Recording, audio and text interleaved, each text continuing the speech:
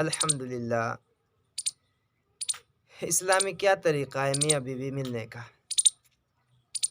تقریباً 8 پارٹ ہو چکے ہیں۔ پچھلے پارٹ میں 2 مردوں کا ایک ساتھ سونا اور 2 عورتوں کے ایک ساتھ سونا ممانعت کے بارے میں پڑھا تھا۔ اس پارٹ میں لواطت کے بارے میں پڑھیں گے انشاءاللہ۔ بہت بڑا مرض ہے، برا مرض ہے، اللہ محفوظ فرمائے۔ بہت ساری خرابیاں اس مرض سے۔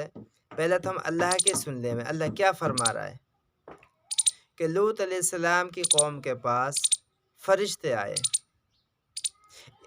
ابراہیم علیہ السلام کے پاس بھی آمد تھی اس وقت، اور لوط علیہ السلام کے پاس بھی آئے تھے،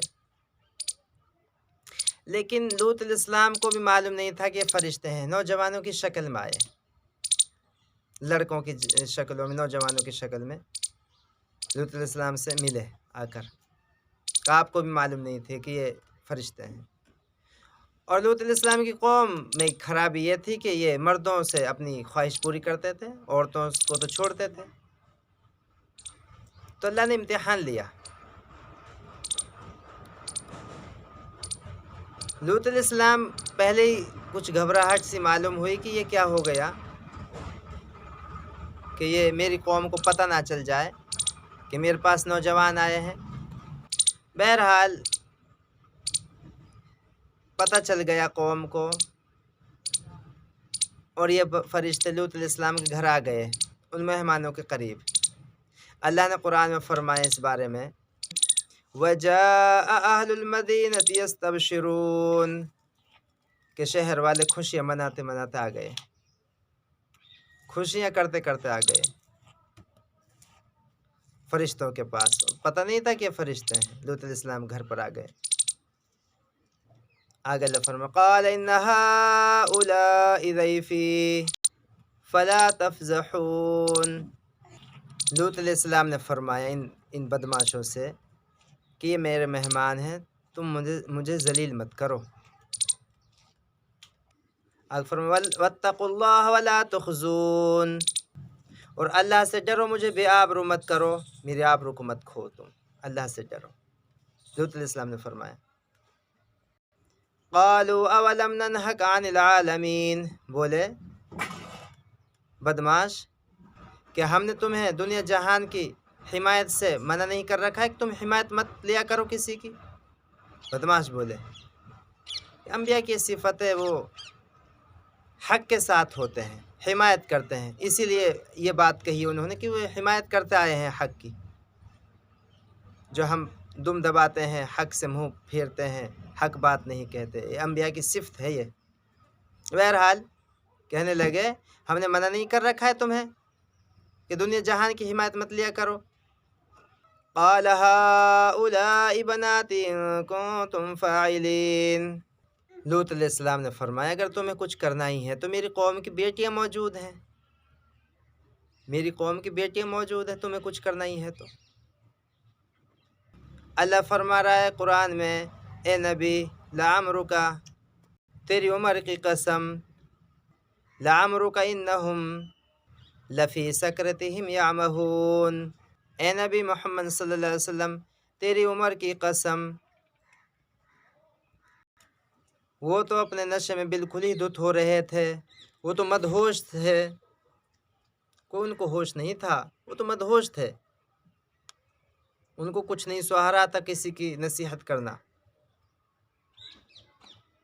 اب ذرا غور کر لیں میں، اتنا گندا کام ہے یہ لواطت، اتنا گندا کام ہے کہ جو کام عورتیں اللہ تعالیٰ نے جس کام کے لیے پیدا کی ہیں وہ کام مردوں سے نکالتے ہیں، اور آج بھی یہ دنیا میں ہو رہا ہے۔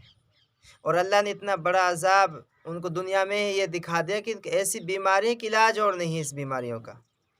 اور بعض پھر ایسا اور ہوتا ہے جو اس کام کو کرواتا ہے کہ اس کو یہ عادت لگ جاتی ہے۔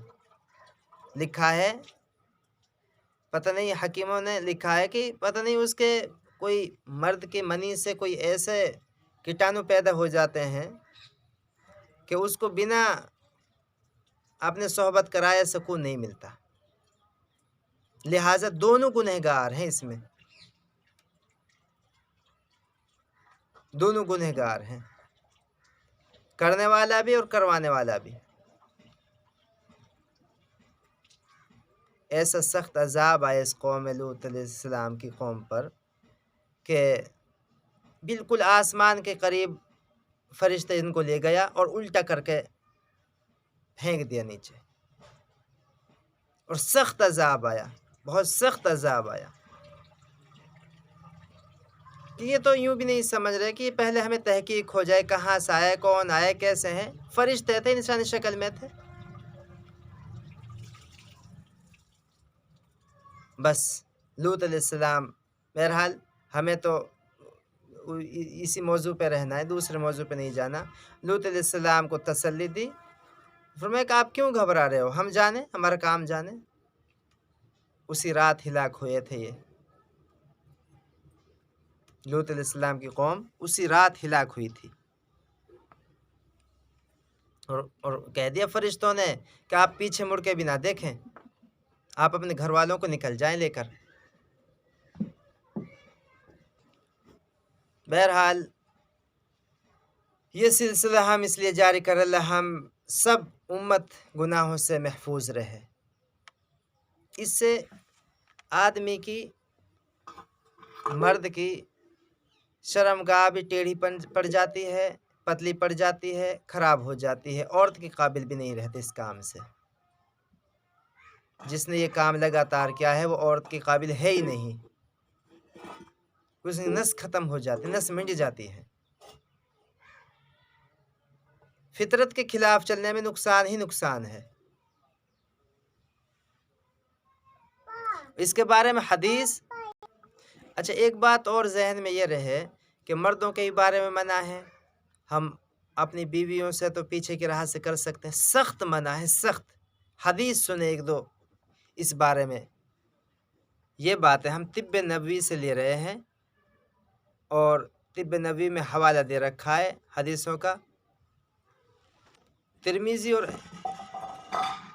احمد بن حنبل رحمۃ اللہ کا حوالہ دے رکھا ہے کہ جو شخص حائضہ اپنی بیوی سے، یعنی حیض آ رہا ہے، یہ بے حیض کے بھی کام کریں، لیکن اس حدیث کے جو الفاظ ہیں، حائضہ اپنی بیوی سے پیچھے سے صحبت کرے،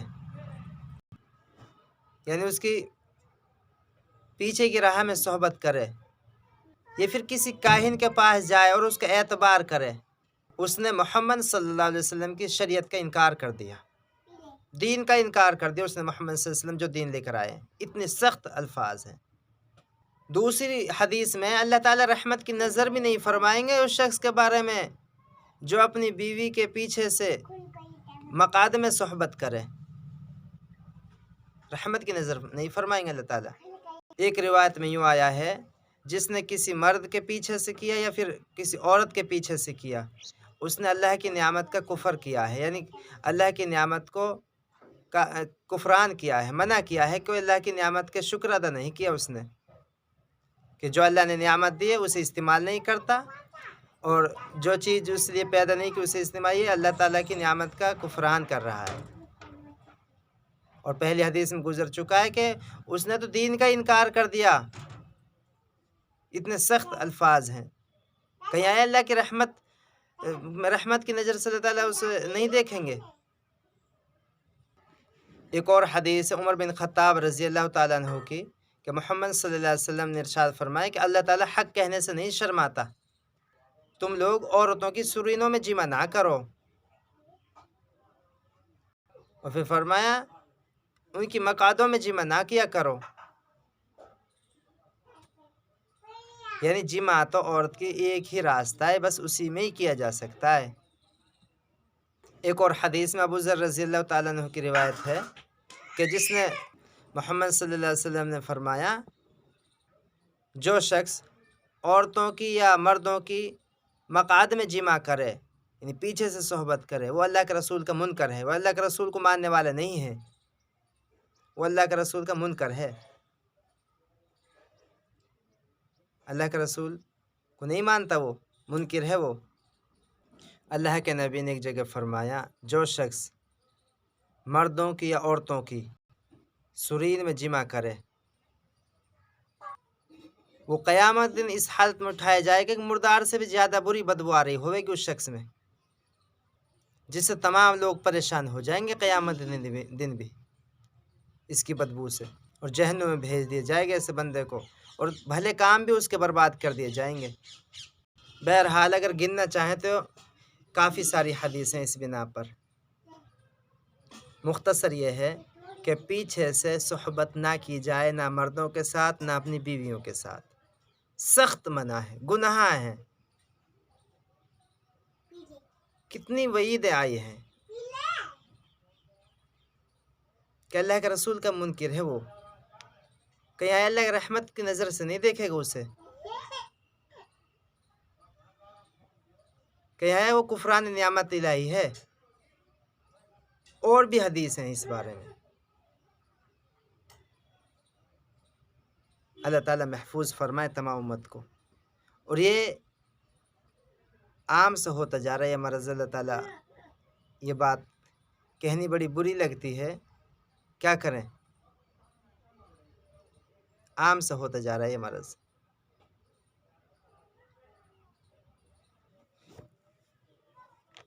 کسی سے اگر یہ گناہ ہو گیا ہے اللہ سے معافی مانگ لے میں،